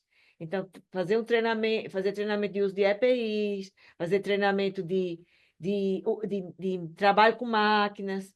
Isso é uma coisa que as empresas elas já têm essa expertise, porque elas já trabalham, né, com segurança, com equipamentos, com energia, e as cooperativas são carentes disso. Então, existe, além da gestão, que já foi até colocada aqui pelo Danilo, de mostrar outras oportunidades de vender o serviço, existe, assim, no operacional, essas questões que podem, que a FIEP, junto com seus associados, e ela pode contribuir, e talvez, assim, dentro de cada contexto de cada associado. Porque você tem várias associações de vários segmentos de cadeias produtivas, que têm características específicas, mas que todas geram resíduos. Então, é possível, inclusive, essa troca de experiência, que tipo de informação cada uma das associações pode contribuir para que a coleta seletiva e a reciclagem seja mais segura e mais efetiva. Ok. Acho que é por Eu, aí. Tá bom. Muito obrigado. se me puder Diga. passar uma informação importante aqui, né? Eu não sei se vocês acompanharam, mas essa semana houve a regulamentação da Lei de Incentivo à Reciclagem, É, né? Certo. exato. Então, analogamente à Lei Rouanet, certo? Então, todo mundo, o ambiente de resíduos sólidos, de reciclagem, está vendo essa regulamentação como sendo uma oportunidade gigante, porque ele abre a oportunidade exatamente de você captar recurso para estruturar, por exemplo, projetos de cooperativas, né? Então, por exemplo, a gente está aqui com, não sei exatamente quantas pessoas estão participando aqui da nossa live. 171. No momento, 171, mas a gente já teve Pronto, 185. maravilha. Pronto, 171. Então, por exemplo, se aqui tiver alguma empresa, né, alguma organização que trabalha com projetos de apoio a cooperativas, fiquem atentos, porque vai abrir a oportunidade de submeter esses projetos de estruturação aqui para o Estado, vocês fazerem um recorte aqui para o Estado dessas cooperativas e buscar recurso federal através exatamente desse lei de incentivo à reciclagem, com isenção, tem a ver com percentual isenção de imposto de renda, tanto pessoa física quanto pessoa jurídica, né? Então, é uma das formas da gente de conseguir recurso para essas cooperativas, né? Então, existe tanto para a cooperativa, mas também na parte de pesquisa, na parte de tecnologia, na parte de educação ambiental, isso tudo, o Lei de Incentivo à Reciclagem, ele termina englobando. Então, é uma oportunidade gigante. Eu entendo que a gente precisa fomentar dentro do Estado isso, porque termina sendo um parceiro a mais, a população, as empresas de posse dessa informação e tendo projetos bons, submetidos, que ajude de fato nossas cooperativas aqui, Ajuda. acredito que ajudaria bastante, né? Ok. É isso. Ô, Danilo, já está chegando a nossa hora, aí eu vou fazer o seguinte, e que é normal, é de praxe no nosso encontro. Então, agradeço imensamente a sua participação, muito rica, muito oportuna as suas colocações, e você tem 2 minutos para as suas considerações finais. Por Ah, joia, favor. maravilha. Bom, eu aproveitei esses 2 minutos para agradecer, de fato, a oportunidade, Anísio. A gente precisa desses momentos, né, desses pontos em que a gente consiga falar com um público qualificado e com o máximo de pessoas possível, para realmente não só apresentar as iniciativas do governo do Estado, mas também trazer reflexões, né? Trazer algumas perspectivas, algumas visões que a gente aqui do lado do poder público a gente enxerga e a gente aprende bastante com as pessoas que procuram até nós, né? Então, de fato, é uma oportunidade gigante. Eu espero que a gente tenha outros momentos para conversar, para debater e alcançar ainda mais as pessoas essa informação tem que chegar em todo mundo, a questão da gestão de resíduos sólidos, né? O lidar com resíduos sólidos, a gente tem que fazer alcançar toda a população, né? E a gente só consegue fazer isso através de parcerias, de momentos como esses, de conversa, de divulgação, trazendo os vários atores, dando voz, enfim, potencializando isso tudo.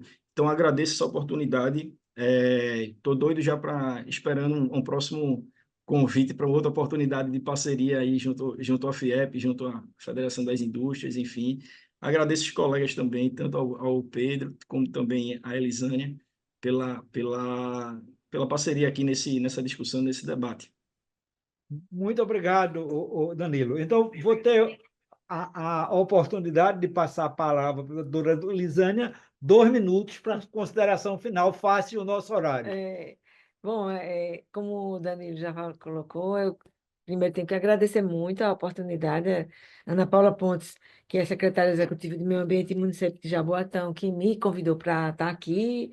É um tema extremamente importante,